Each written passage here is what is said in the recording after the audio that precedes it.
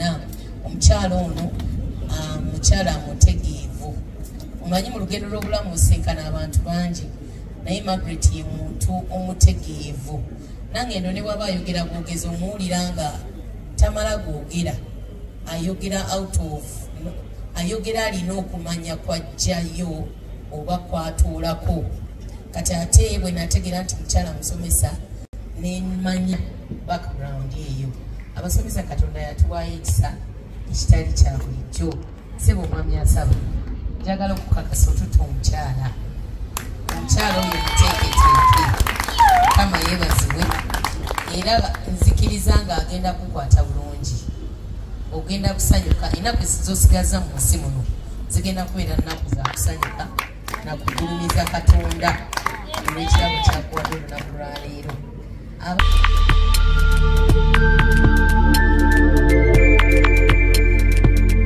You are watching BGP TV, the Father's Heart.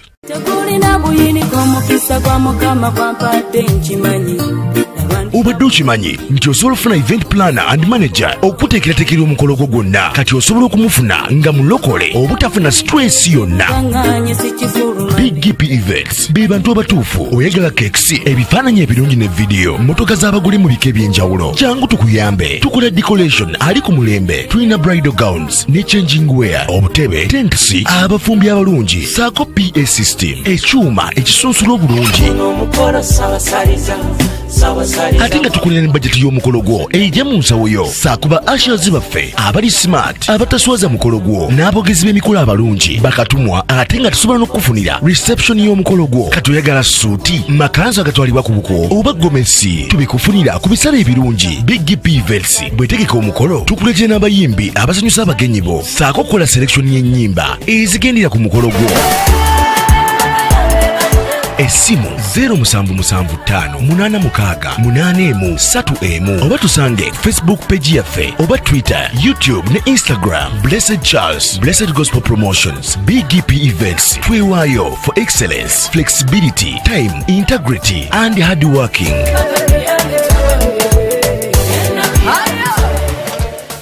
BGP Events, likinga, subscribinga, oba ogoberere era oyanirize n'omulala byonna bya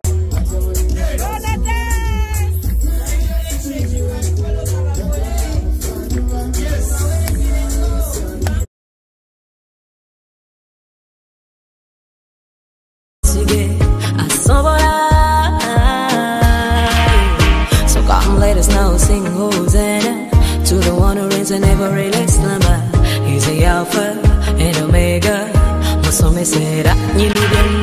The everlasting Father knows they're coming in. The everlasting Father knows they're going out. His mercy reigns, He's always there.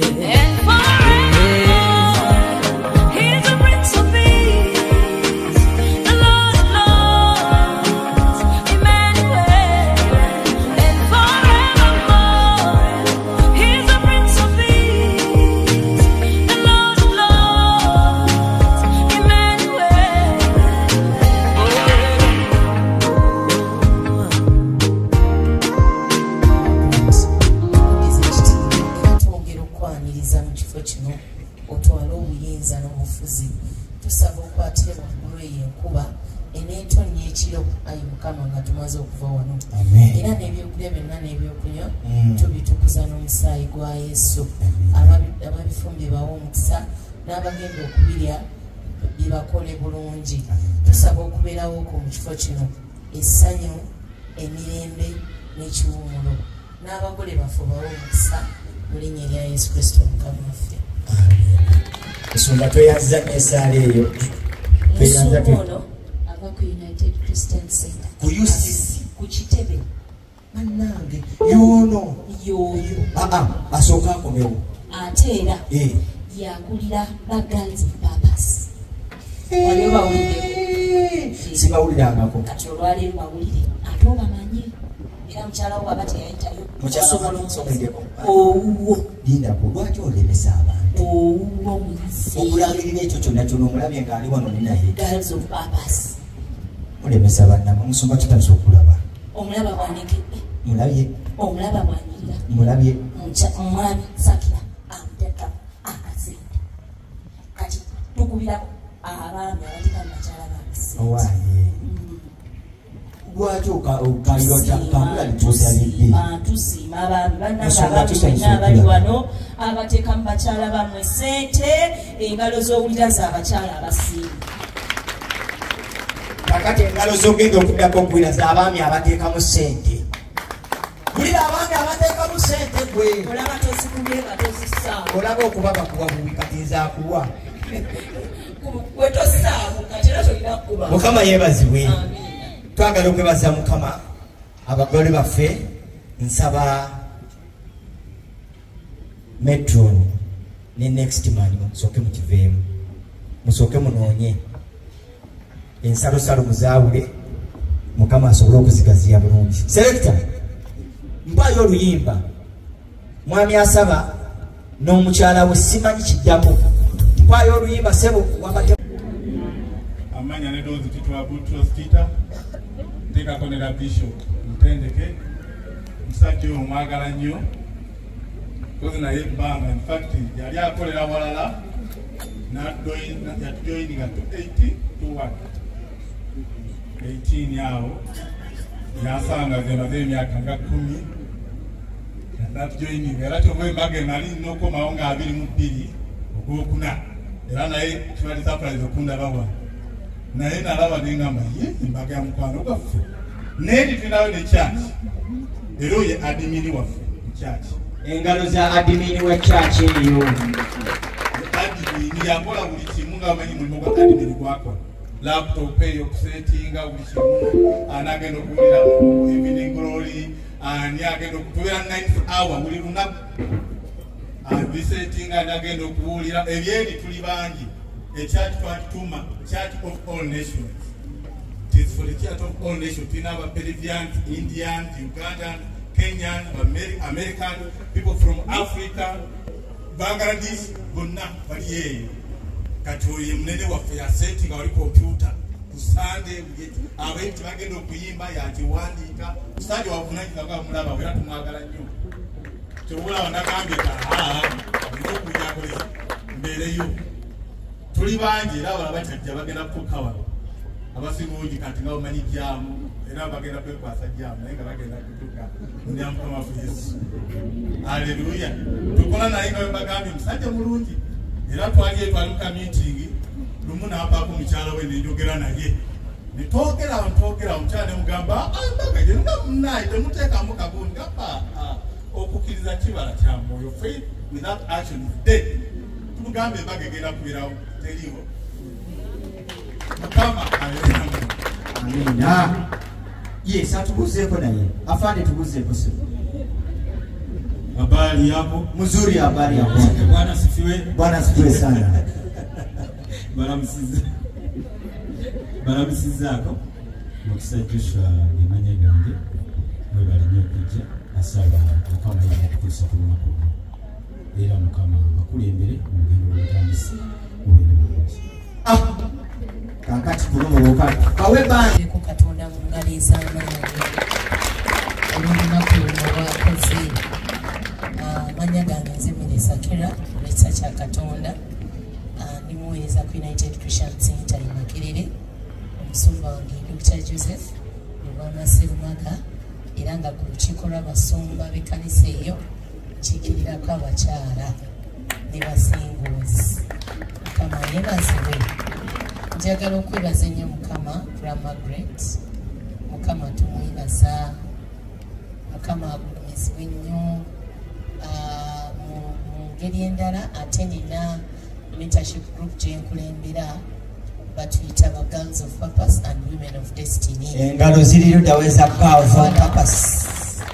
Abawala abatambula n'ekigendererwa, abakazi abalina amagenda ng'amagenda gaffe ga kutuuka mu bulamu butaggwaawo.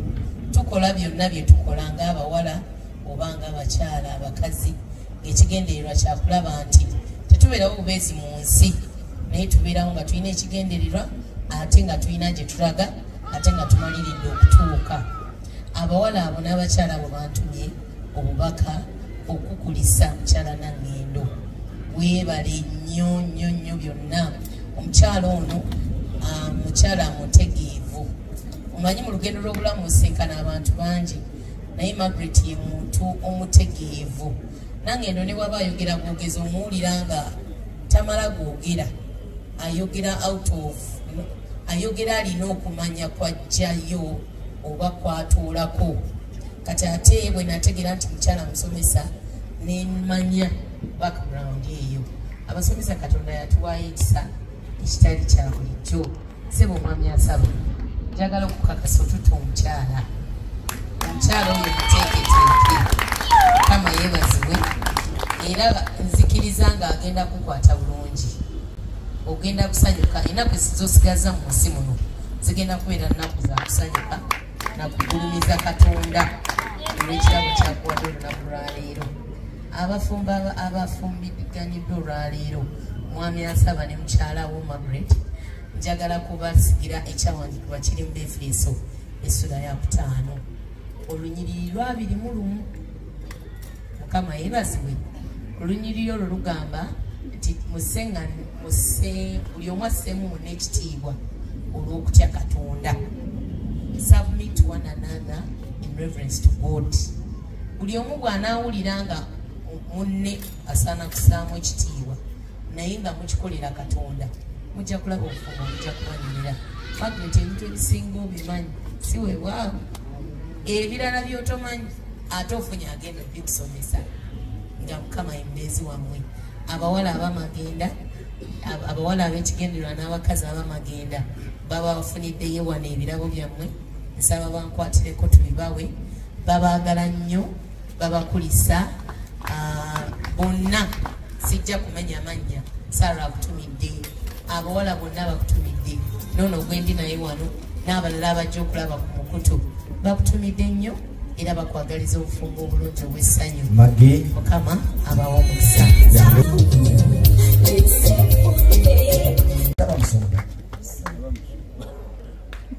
Bishop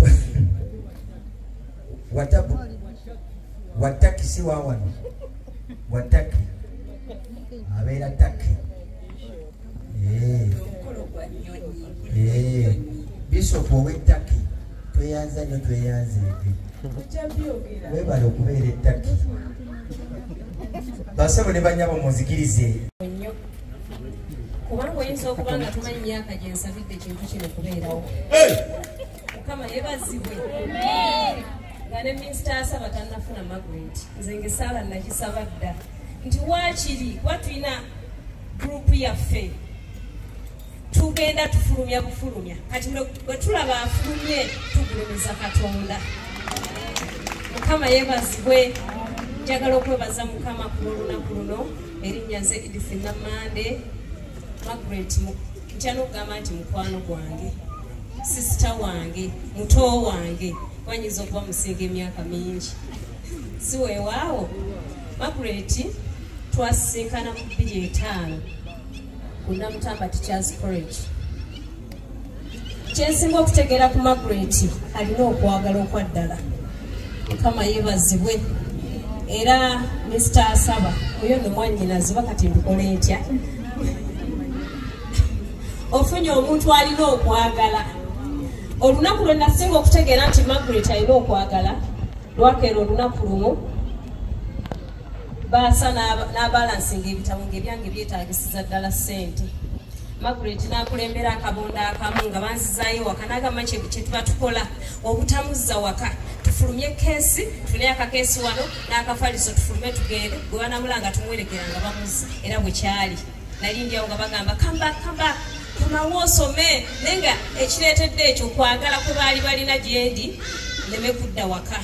So okuvako olwo nategeera Margaret ayinza nokwade takyabijjukira. Tutambudde olugendo okuva 2005 okutuuka leero nga tuli ne Margaret abadde mulungi gye tuli atukoze bulungi mu bintu byonna. Mukama yeebazibwe. Saagala njogere byonna kuba bano bonna bali wano mulimu abamu abeetaaga okwogera ku Margaret.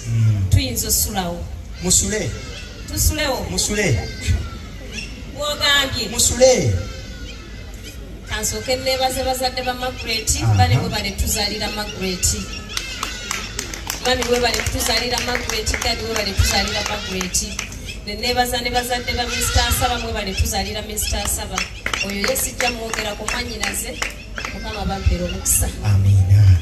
Engalo za Edith. Abooluganda Yesu yeebazibwe. Amina. Erinnya lyange Nabaggala Lilian. Bannange simanyi bwe nnyinza kusanyuka leero.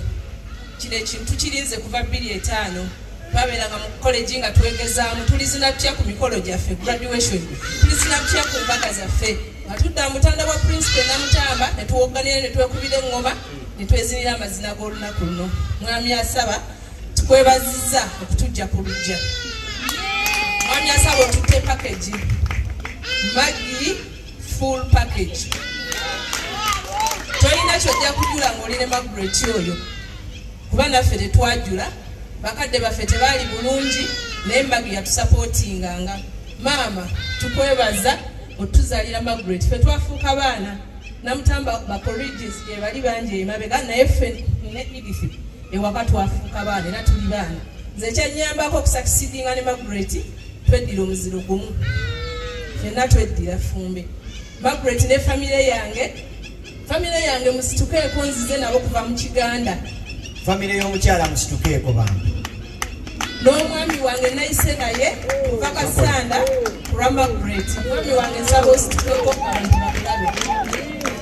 Margaret nkusibirira ebigambo bibiri principal bye yatugambanga kuba obudde twabumala bungi. Yatugambanga yeesiga Mukama abanga olusozi Saaluni mujja kuwangula.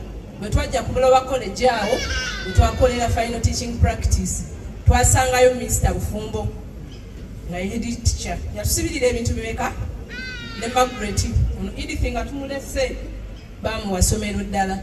Bwe twali tufuluma olunaku olwasembayo yabagamba baana bange Lilian ne Margaret bawadde omukisa ga Mukama mugende mulye ku bibala by'ensi eno. Margaret nkikusibiridde obeere ng'okijjukira. Genda olye ku bibala by'ensi eno ne Mwami Asaba. Mukama yeebazibwe. Amina.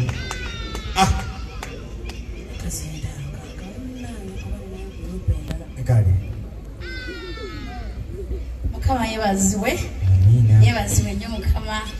Simanyi oba nyinza bitandika ntya oba mbikole ntya naye nga neebaza Katonda olw'olunaku luno. Tululindiridde okumala ebbanga.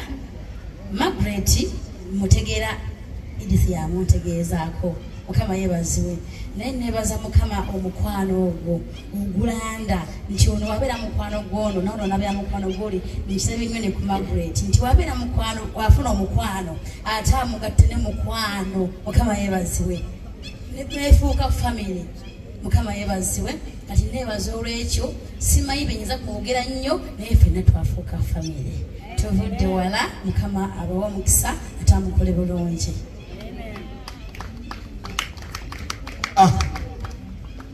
Muli bantu mumaliriza. Mukama wange. Nze mbagambye oba musulawo mwere mulaba obudde. Kati nyinza okubagamba nti kati waliwo amazina ge mwaziniranga mu Butanda. Nsaba tudde side yenu bwe tuti. Tudde side yenu. Selector. Mariamu bwe twazinanga amazina agayanguweko wala. Aliruddawa. Naluganda Mariamu oliwo. Twazinanga amazina gabayita Calypso. Nsubira Maggi yakyagajjukira nti Byonajja. Yoyo yennyini. Basi. Kakati nsaba asinzira eno. Tubulire ekyokola. Twatandikanga tutya.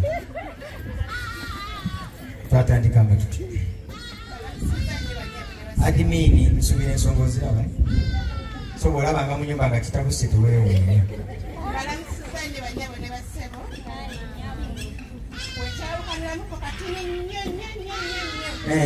From Billiton. Yes. Mariam. Susan. Namad. Edith. Yes. Margaret. Katonda yatweta n'atuteeka mu kisero kimu bwetu. Ne mulokoka. Unfortunately. Yes. I was born a Muslim. Nakati era yuliddayo Muslim. Na yesereka mikwano gyange. Nkitegeera. Kati basinziire wa? Basinziire ludda kuba twagala genda mu kali ke mwakolanga. Musinge muwulirize munnamu kyabagamba. Selector teekayo.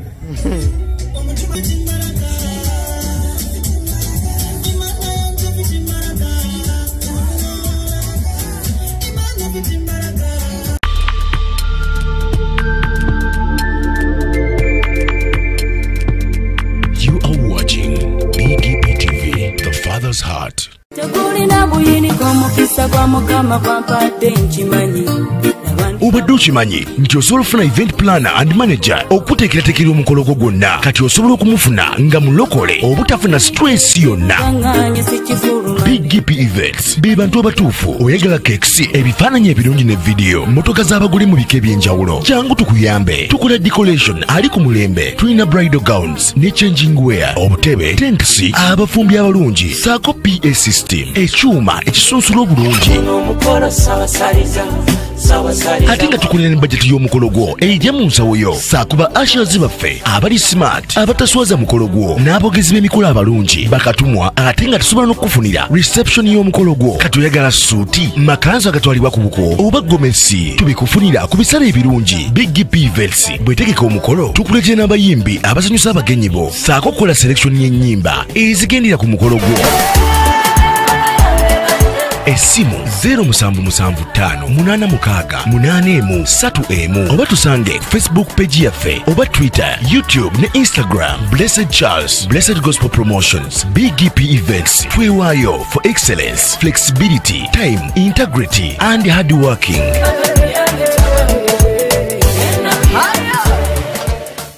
Big GP Events, likinga, subscribinga, oba ogoberere era oyanirize n'omulala byonna bya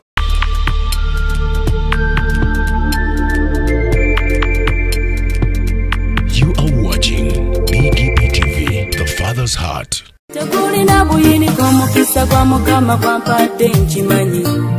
Obadde okimanyi nti osobola okufuna event planner and manager okuteekerateekera omukolo gwo gwonna kati osobola okumufuna nga mulokole obutafuna stress yonna. Big GP Events be bantu abatuufu oyagala cakes, ebifaananyi ebirungi ne vidiyo, motoka z'abagole mu bika eby'enjawulo. Jangu tukuyambe, tukola decoration ali ku mulembe, tulina bridal gowns ne changing wear, obutebe, tents, abafumbi abalungi, saako PA system, ekyuma ekisunsula obulungi. Ate nga tukulira ne bajeti y'omukolo gwo ejja mu nsawo yo, saakuba ushers baffe abali smart abataswaza mukolo gwo n'abogezi b'emikolo abalungi bakatumwa, ate nga tusobola n'okufunira reception y'omukolo gwo. Kati oyagala suuti, makanzu agatwalibwa ku buko oba gomesi, tubikufunira ku bisale ebirungi. Big GP Events bwetegeka omukolo tukuletera n'abayimbi abasanyusa abagenyi bo, saako okukola selection y'ennyimba ezigendera ku mukolo gwo.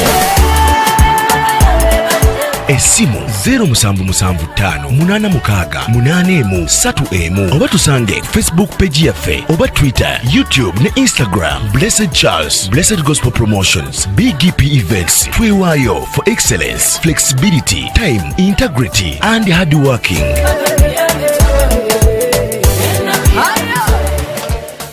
Big GP Events, likinga, subscribinga, oba ogoberere era oyanirize n'omulala byonna bya